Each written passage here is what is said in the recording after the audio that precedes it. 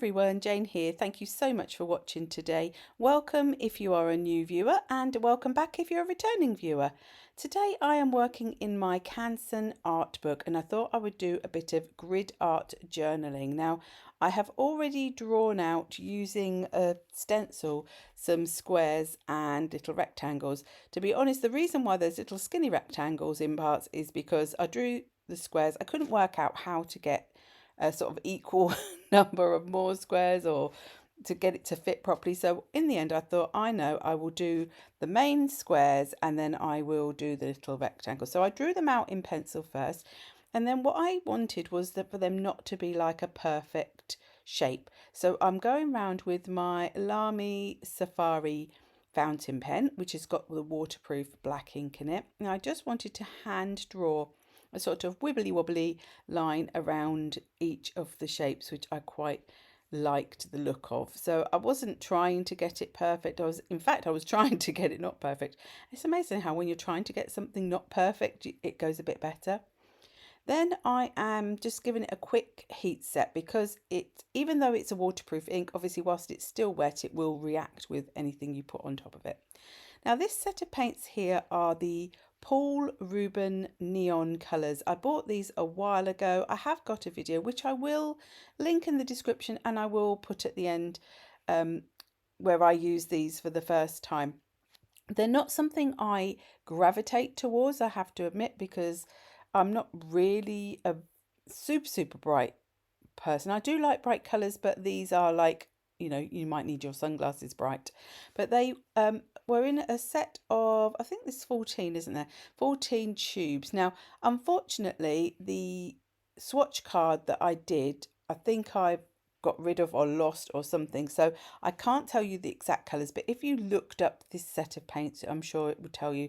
They all start with opera. So I think it's like opera yellow, opera orange yellow, opera orange, opera red. It's quite generic. There's nothing, very specific about the colours as such. And they go through from yellows to oranges, pinks, reds, purples, and then a couple of blues and then a green. Now, I always find greens and blues in neons aren't what I would typically think of as neons, but certainly these first colours are very much up there. So all I decided to do was sort of almost do like a swatching session. I'm not doing a swatching. I wasn't doing this to swatch. I was doing it to create colour, but I started off with starting with the yellow. I coloured in half of the first square, then I went to the next colour and coloured the bottom half. Then I used that same colour to colour the top of the next one, and so on and so forth until I got to the end. Now, I did get to a point where there were two colours, and this is it here. This second colour that I swatched, I felt was identical to the previous colour. So I don't know if there was a mistake in there or whether I'm just not seeing the difference. But so I switched over onto the next one. So I missed that one out. And as I got towards the end, I realised I wasn't going to have enough colours to I wasn't going to have enough squares to be able to do every single colour. So I missed out one of the blues because it was the darker blue anyway, and I thought it didn't really give me neon vibes. So I'm just going through and colouring in all of these rectangles, I would say, with the colours. And the ones in the big squares are where I'm going to do my main points for this page, and then the little ones I thought, well, even if it's just a little bit of colour on the side, it'd be fine. So now I've got one of the stamp sets that I designed for Cleverprints. It's called Moth, and I just wanted the circles. Now this is a very spacey galaxy stamp set, but I actually wanted to use these as flower centres. I thought they would be ideal. Now there's two different sizes. I started out with the bigger one because I wanted to get those in first, and then I switched to the smaller one. Now I'm using Versafine Clair in Nocturne, which is an oil-based ink, and so that means that if I go over the top of that with watercolours, it's not going to move the line art. And I just tore some little bits of photocopy paper, or printer paper I should say, just to do a very rough sort of masking, which I realised on that second square down on the left, I somehow managed to totally not mask it. And And I didn't realise until I started colouring these in a little while that I had actually somehow managed to stamp onto the page. I don't know how that happened. But so it's very, very basic masking. And again, I am giving this a little dry because this ink does take a little bit longer to dry. Now I wanted now to turn these into flowers. So I'm just going round with, again, with my same Lamy Safari with the waterproof black ink, and I'm just adding different sorts of petals. So on some of them I'm adding like little stumpy petals, and on some of them I'm adding like longer petals, and I'm just then adding in some stalks and some leaves if I feel that it's necessary. But I'm just trying to get a really fun, playful sort of look to this page. And this was a really lovely, relaxing activity to do. It wasn't very low pressure. I'm not trying to create, a masterpiece to go in a gallery. It doesn't matter whether the flowers look a bit uneven because, it's the style, and the bright colours just overwhelm anyway, and just make you feel happy, I think, with just by looking at it. So it's a really nice one to do. And whenever you split pages up into parts, everything seems to be a little bit easier. I feel it becomes less daunting when you've got one big sheet. It can feel like it's quite a mountain to climb. But when you've divided something up into smaller bits, just taking each little section in turn just makes it seem more manageable. So I'm now going in with my paints again. Now everything that's on there is now dry, and of course you're not going to get the same sort of level of brightness or colour that you would if you're going on to just the plain paper. So you just do need to sort of be aware of what colours you're putting on top of others. So I was trying to sort of put on top colours that I knew would show up to an extent. But I mean, you do get a certain level of layering with your watercolours, even though they are watercolours. And so I just went through, I was added in green to all my leaves and stalks, and then I was just playing around adding in the different colours.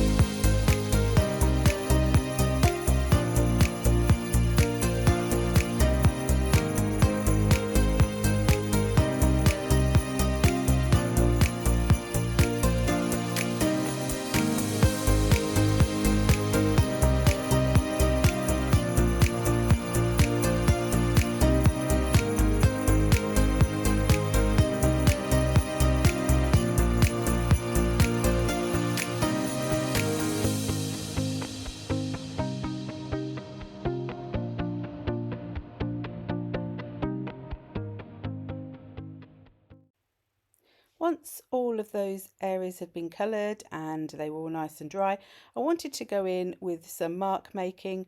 So I've got the Copic Acrea in gold, and I wanted to add some dots to the centres. So I mixed up my dot sizes, so some of them I did a little bit bigger than I dotted with the end of the pen.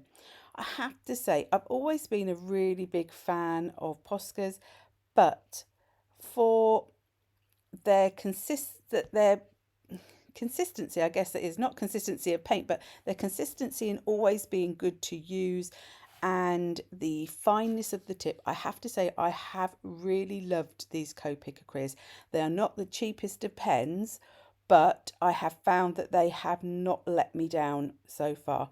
I've been using them since I got them around Christmas of last year, so over 7 months. And the gold and the white, I have to say, are the two that I buy. I would buy again. I'd use them all the time. The other colours in the essential sets, probably not so much. I don't really go to the grey and the sepia very much, or the silver. But I'm not really a silver person. I don't really use my silver Posca pen either. I don't know. I always head to the gold. But if I was to buy any of these pens, I would probably just buy the gold and the white as you know, what do you call it, when they're sold on their own, not in a pack. I can't think of the word, but open stock, that's the words. I would buy them open stock, and I wouldn't worry about the others so much. Just if you were looking for some paint pen that was really reasonable. Of course, they only come in that really fine tip, unless a Copic are going to bring out some thicker ones, I don't know. So if you're looking for a fine nibbed gold or white, I have found them personally to be really good. So I'm going in also with my I think it was the Lamy All-Star with the blue ink in, which is a fine nib. It's the one I usually use, which is the Lamy Safari, which has got the black in. That's a medium nib. The All-Star that I have with the blue ink in is a fine nib. So I do a bit of that in there as well. And then I go back in with my black fountain pen, with the black ink from the fountain pen as well, just to add some little highlights and dots and stripes and all those fun things. And again, this is such a relaxing, nice activity to do, no pressure, and you can just do whatever you want. So, you know, if you want dots everywhere, have dots everywhere. If you want no dots, have no dots. You know, you can do exactly what you want. And because it's such fun and funky colours, fun and funky images, you know, anything is going to look fine. So I'm giving that a good old dry with my heat tool, just to make sure that I don't sort of stick my hand in it. I think earlier on in the process I did. And then I'm going in with the white to add some highlights to the petals. I do have a tendency to forget and stick my hand in wet ink, so I'm trying to get better, either leaving things to dry or drying them off so that I don't stick my hands in things. So I'm just going around each of the petals just to sort of brighten it up, give it a little bit of zing, I suppose, although they were pretty zingy already, but you know, a little bit of highlight. So thank you ever so much for watching my video today. If you have enjoyed it, I'd love it if you would give it a thumbs up. And if you haven't already subscribed, it'd be fantastic if you could hit that subscribe button as well. So until the next time, bye bye.